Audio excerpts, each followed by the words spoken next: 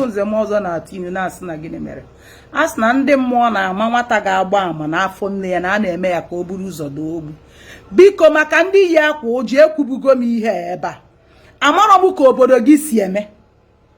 Ị mara ka obodo ndị gị si eme si ọ na-eme ya na ndị nke m na a na-asị gị were ọkpa na ama m na ọ dị Igbo niile were ịnababa ụra were azịza dochie n'ọnụ ụzọ mmadụ ma ọ bụ ajọ mmụọ nwe ike ma ọ bụ di gị nwe ike yiri awụrụ di gị bịa dị na gị is a very big problem.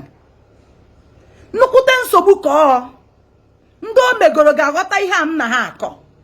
Ị na-akpụbe jee goro fresh azịza were ya debia chifuo iwepụtakwa ya debia n'ọnụ ụzọ chijie were ya gbochie ọnụ ụzọ. Ndị gboo debere ya na-ama ihe ha ji mee ya o wee dị otu a. Then buy red pants. Ọ bụrụ na gị nwa chọrọ igo red pants ịnababa yiri pant gị were ya dị ka pad fanye. I don't know but ihe bụ ihe a gwara m and I experienced such. Ị mara ihe otu esi gwa gị esi ọ na-ame ya ikpezi ekpere na kpụọrọ onwe gị. Ọ bụrụ mmadụ niile ka di ha na-akpa ahụ kam and ọ na-aka njọ da nwụrụ ọnwụ ike. Amakwaba ihe nje ekwu ụfọdụ ha asị gị na ọha ekpe ka fire asịkwa gị na blood of Jesus ada arụ ọrụ. I'm a Christian. Ị mara ihe ahụ asị gị mee ya especially onye gwụnarụ n'ike ekwu aka ka eri ogwugwu mmadụ ahụ anwụ ya baa gị na ntị. Isi ka mmadụ na-echeji ndị ụka sị na mgbanwe ka mmadụ na-agbanwe. Ọ bụrụ onye ndị mụ na a na-ekwu ụfọdụ adịka ọ maka kọlụ nza na-eyi ya kịta ọ na-eto nwaanyị afọ. I can't stand by the eruokwa na nke ahụ onye ọbụla chukwu gbara ọgwụ ya ṅụọ. Ekwugo m ihe a ha ma ya time without number especially ndị a nwụrụ ọnwụ ike ọnwụ akwado ha akwado ma ihe a gwara onye iyipụ akwa uju gị n'uju ịrahụ ụra nwa ike rahụ onye ya akwa ụjọ ada arahụcha ụra ọfụma na site na amara Chineke enwe nwoke ga-eme onwo ọnwara akpa nwunye ya ahụ kam nwee ndị a nwụrụ ọnwụ ike ha ekwa n'ofu ebe. Onye ọbụla nọ na chi ya ịmaghị ebe onye nke chi onye si. Biko daalụ na ọgwụkwara nụ ka ọ ha m n'ọnụ. Igbo bụrụ nze m ọzọ na tinu na-asị na gịnị mere a sị na oke nkịta ji isi gịnị wee were anyị ọkụ makwa na aja dị ya n'ahụ. Ụmụ nze m ọzọ ekene m. Biko mgbe nna ga na comment section ihe nkuru onye maka na ụmụ nwaanyị ndị yi akwa ụjọ kwesịrị dị ha na anabawa ha were azịza dochie ụzọ.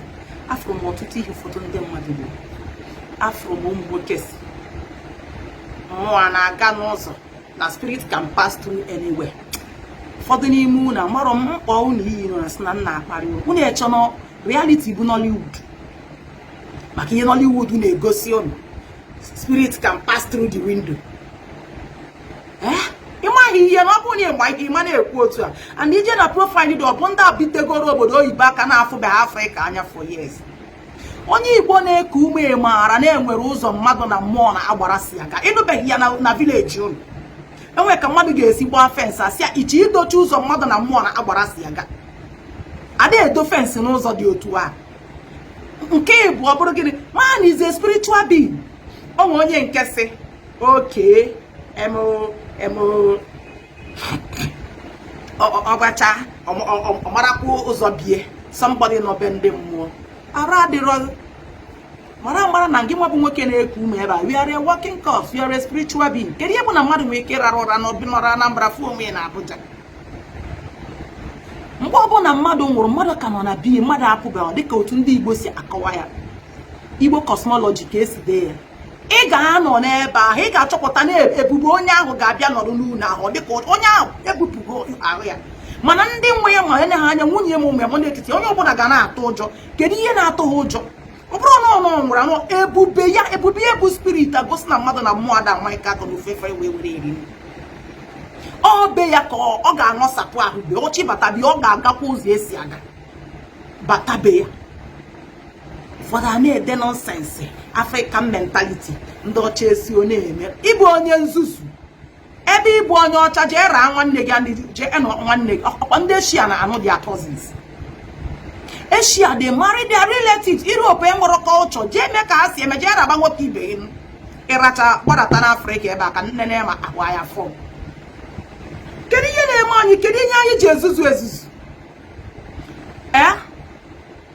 eji azụ atụ oke ahịa ịkwa na nwunye mbụ ndị ụka njọ na ụmụ nwoke nwunye gị ọnwụọ na mbụ maka na ibi ndụ ogologo nwunye gị anọrọ gbọrọ ịkwabe nwunye gị nwe nwụọ na ije akọgheri.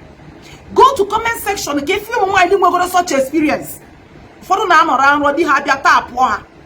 Inwe ike ịnọ na nrọ di ga abịakwute gị. Inwe ike ịnọ na nrọ gị na enweghị nkanta maọbụ nke a maọbụ nke ọzọ.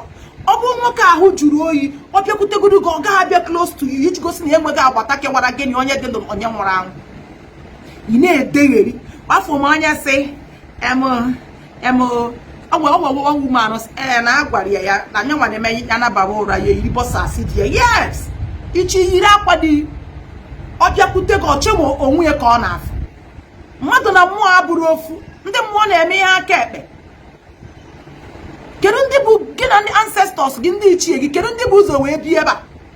Mmiri na-eri ọkwa ha mere gị mara ị na-eri ofe onugbu ofe egwusi nka gịnị ka ị nwere? What have you invented? Gị nwa na-ekwu okwu a ọkụnụ si akọgheri. Obodo ọbụla chefuru omenala obodo ahụ enweta onwe especially culture a na-agwa ọgwụ na grupu a dịga ọnwụ na mba agwa gị na gị na ihe kasị gị mee ka ị nwere mmadụ na ya akwa ụjụ rụọ ọrụ ebe di abịabịa di na afọ a na-abụgharị nwaanyị from geje ebe eje ebe a.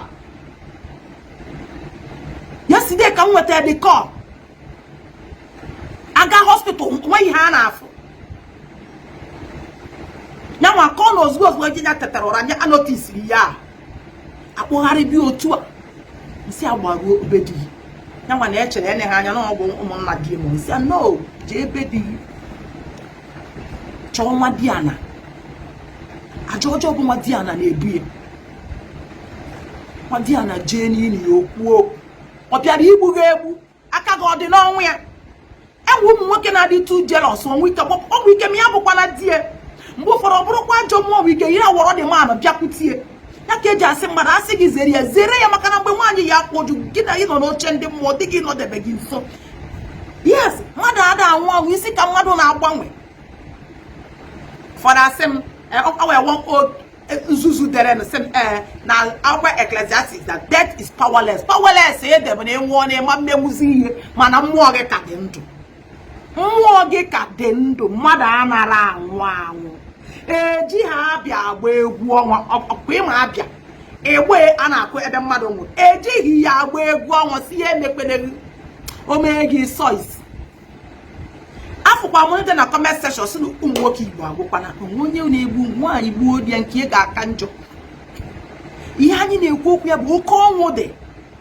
Onye ọbụla mara mmebe bie ezigbo ndụ ka ị wee nwee ike wee kaa aka ka ị wee nwee ike wee taa atọ gwigin. Ụfọdụ n'ime unu from year to year ịma nje check-up ịma nnene BP ịma nnene cholesterol ị dara ọnwụ ji egbu onye nwunye ya agburie mana ihe n'onwe gị anya ịma ndebe onwe gị. Ụfọdụ ga-eji ke onwe gwanwu manụ bịa na-ekpesara maka dị onye nke adịghị karịkwa ndụ ndị mmadụ ga-ebi ịga na-eri ngwa ahịa ndị mmadụ jikọọ ụgwọ ihe ndị ekekwe n'ihe iji wee chụ nwunye mmadụ.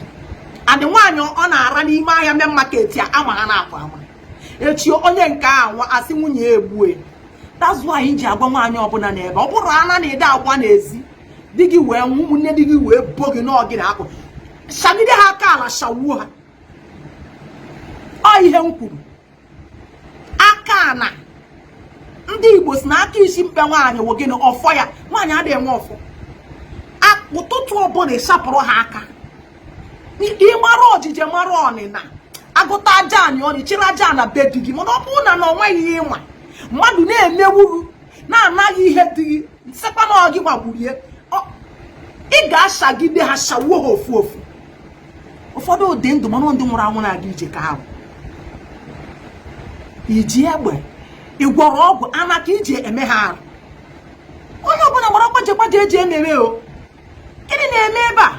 Nkịta ọ na-atọ ọjị ihe ọ na-akpa ya di gị anwụbeghị nwunye gị anwụbeghị nwụọrọ ịsa ọgụ na-akọgheri ike ebe a ịkọ nke ị na-akọ gịnị? Onye nwụrụ anwụ mgbodo anwụ bie ka ọ ka nọ ebupụgodo ozu mmadụ ebubie ka na ebe a. Kedu ihe ndị Igbo ji agba egbe ma mmadụ nwụọ? iji wee si mmụọ ya ngwa ya jebe ya jee nke ọma. Ndị Igbo nwere nkwenye na onye nwụrụ anwụ na-atụ egbe ụjọ kpatara enyi ozu emesu ozu agba egbe iji wee du na mmụọ ya wee si ya ngwa jee nke ọma. Ozu kwee izu ọ na-abịazi abịa na nrọ ka ya na-afụzi okwu na-abịa. Ụfọdụ ka di ha na-abịa agwa okwu maọbụ papa ha maọbụ gịnị. Mmadụ ada anwụ anwụ. Mmadụ ada anwụ anwụ. Nollywood are confused n'ụnụ. Mmadụ no dey die. Mgbanwe ka mmadụ na-agbanwe. Ndị ọdịnala snow ijefu ndị ichie ebe nna gị imeta nke ọma ị na-eme. My uncle anwụgo bụ nwere ezigbote ego anọ na nrọfụ ya ebe o ji ọgụ na-akọ ugbo. Ịma na-afụ dị ya. Nwa ya nwoke mechakwa bịakwa kpọọ m one Saturday si m ya ghọta nrọ nke ọrụrụ kọrọ m that dream. Isi anya ji ha na-aga Catholic si aja ego ukoro papa ya mas. I don't want to say so because ụbụrụ ya mama ọtọtọtacha dị but anyị bugo ụzọ gosi m ya na my dream. Iji gosi ajọ mmadụ ka ọ ebe ọbụla ọ nọ shi suffering. Mejube m abụọ nta mewe arụ ejekwana dozie ụzọ gị edozie. Ịfụ aja na ọ dịghị ka ọ ga-efu ịfụ aja na eri ya elu ị nara nwunye nwanne gị nwoke nke debe tii na nke iji ịchọrọ gị ka ị na-eme ị ga-ere ere. Ị ga-adị ndụ na-ere ere. Ịmara ihe akụziere gị ndị bugo ụzọ mara akụziere gị ya. Ịkpa ụjụ were azịza dobe iche kedu ebe azịza. Azịza bụ ihe eji azapụ ọkpa mmadụ dịka omenala Igbo si dobe ya. Idochie ya. Ọ bụ ihe ọ pụtara bụ nkewa. Obiafọ azịza ndị spirit will be scared away. Ọsọ ndị ụka na-achụ ajọ mmụọ ndị ọdịnala maka ụzọ ha ji achụ ajọ mmụọ nke ụfọdụ n'ime unu enwekwa ụzọ ụbụrụ. N'ọkwebe a wee na-agba maka ndị di ha dị ndụ. Leziri anya o ihe abụọkwa shuga. Widowhood no be shuga o. Ezigbote jungle. Ị na-ebe afọ ndị gabigosi na ha yuzuru ya rahụrụ onwe nwụra peacefully. Ifo be nwaanyị kwacha dị under 1 year 2 years ofu ya gị ya ọnwụọ. Ifo na nwoke ọ na-eme otu a. Ihe dịrị mba ịbịa ngwa gị nke bụ eziokwu n'iru akọ bụrụ iwu na ị ga-akpọ n'ikpeazụ. Ndị a na-eme asị na nna ekwu okwu na njiri madam ịchọ ịnọ na peji isi ebe azụ pụọ ma gịgị ma ndị ọ na-akụ ụmụ nwoke njọ. Allow me to ka nkụzi m ka mmụọ dị n'ime si chịrị ọrụ. Ana m achị ọchị. Ifu m na ife ma na ana m achịta ọchị. Mbido nkụzi hapụ ihe dị n'ime chi nkụzi ka o mee ka o si chọọ. Ị chọrọ unfollow me isi ebe azụ pụọ. Abụrụ iwu na ị ga-anọ ihe. Ịchọ ka nje penti okwu a wee yie ọnya ka biko anyị ọ bụrụ iwu na ị ga-anọ ebe a. Ego Facebook amarọ m ihe unu na-eche. Ị chọrọ ọga izuzu pụọ ebe a ọ ihe m kwuru andadụ nwee m ike ịyọ gị aka biko si na peji a pụọ. Mgbe nchikwu okwu ihe dị tọrọ ọchị anya chịa ya ọfụma ana m achị. Madam, the way you talk as if you are dressing, you talk as if you are this, you talk as if you are that. Ọ bụ ihe a na-akpọ entering behavior. Ndị mere education ga-aghọta ihe m na-eme. Ụfọdụ abịa sị m na caption m na-enye ma my video pre-cam gị na ha like ọ ga-ịchọrọ isi ebe a pụọ. Adị m akụzigbola here. Ihe m na-akụzi ebe a norms and values omenala na ọdịnala Igbo ka esi debie. Enwe ihe a na-akpọ you use words to draw attention of your audience na asụsụ akpagbo Igbo. Iji wee mee ka nwata akwụkwọ ị na-akụziri ihe ka o wee gosi ihe a dịkwa ka ọ ya atọ ụtọ. Ọ bụrụ na ị na-anya for a yard now, most of my followers bụ married men mana today singles na ebe a both nwoke ma and they are learning ebe gwa m techniques m meji wee na-akụzi nkụzi. Ịchọ ịbụ prọfesọ come and teach me. Mma like kwu ka m gee. Mepee page tag ya ma I will follow you. Learning is a continuous process. Onwe ya machiri na mmụta na mmụrụ ife. O ihe nse ka m kwuo. Biko n'ikpeazụ anọ m ebe a na-agwa gị baje. Ịkwacha dị gị maka ndị ụmụaji. Madam asị gị nọ 2 years. Ụfọdụ ga-abịa ịtụ ọgụ na ọ bụrụ nwoke kwu. Dị gị sị gị nwa bụ nọ nwaanyị nwụrụ. Nwoke wee ngụcha 6 months jeje nụọ nwaanyị ọzọ. That's consigning gbasara. Ihe abụọ kwa force. Come on and save the widow na agwa gị ma ị chọọ. Ihe ndị sị gị ma ị chọọ bụ ịka wee hope ịnụwa di. Ịma nchọ ka ị nọrụrụ onwe gị sọ gị. Loneliness ga-egbu gị and depression will buy you. Ọ maka ndị nke ha dị ndụ.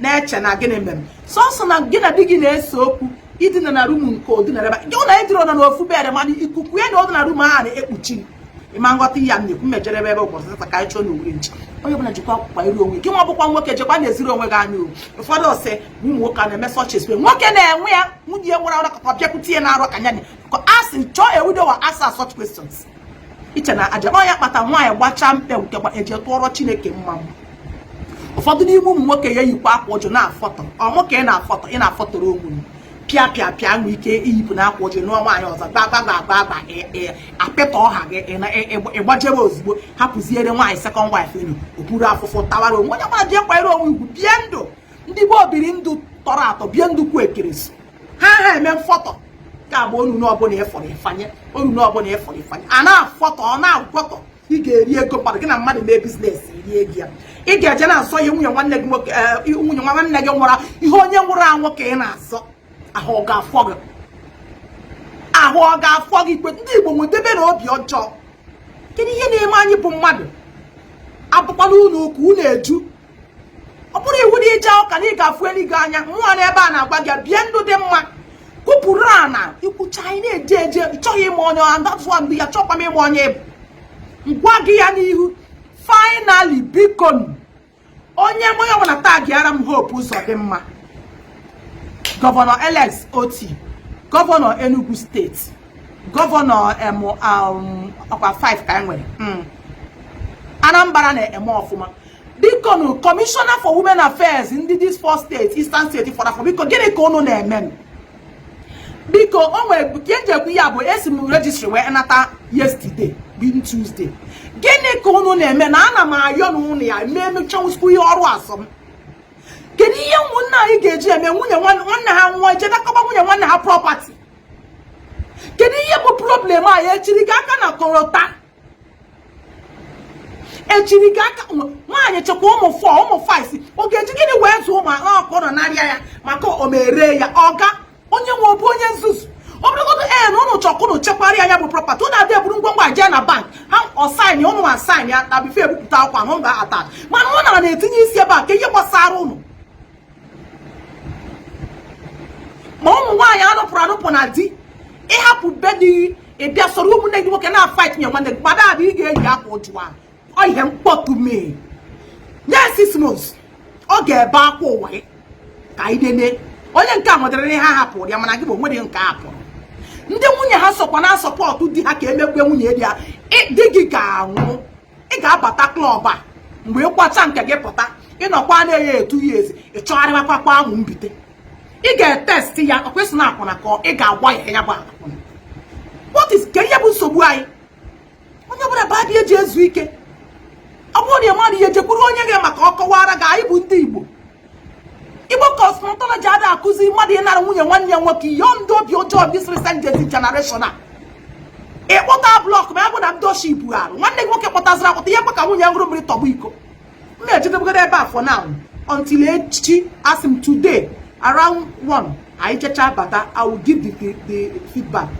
Thank God for ndị na-ebe a biko tag ya no these 4 governors those women na-arụ ọrụ a they should sit up. Mụ abụ onye Imo steeti then na mụ bụ ndị Imo steeti they should sit up. Nwoke nwụọ nwunye egburu ya gị nwa nwunye gị nkwara ndị onye gburu kedu ihe na-eme anyị uche anyị ga-adịkwa ya iko iji mara mmadụ ka a ga-ejikwa mara gị n'ụwa iko ọ bụla iji mara mmadụ aga m eji amara gị and ana m ebe a na-agwa every widows jee ebe dị gị kporo aja na compound debe mmadụ dị ndụ si na mana ịma na aka gị dị ọcha were aka na shawue ọgwụcha ihe ncha nwere ebe a ka m mejigogo na maka ịta mmụọ isizie na nta gị na-eme ha anụ ịgbacha ebe ndị mmụọ